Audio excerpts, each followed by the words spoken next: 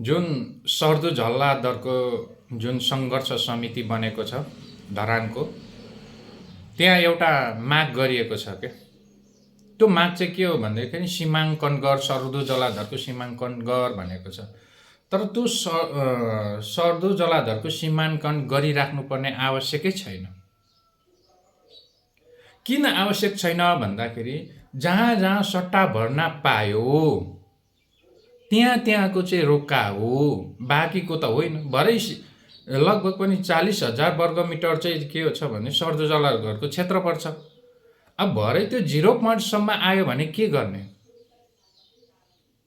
त्यो पनि प्रश्न छ। त्यो कारणले के हो भन्दाखेरि माफियाको पक्षमा काम नगर्नु होला।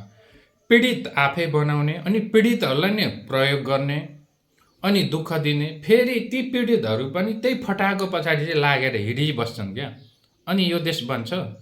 सही र सत्य बुझ्नुपर्छ, सही र सत्य।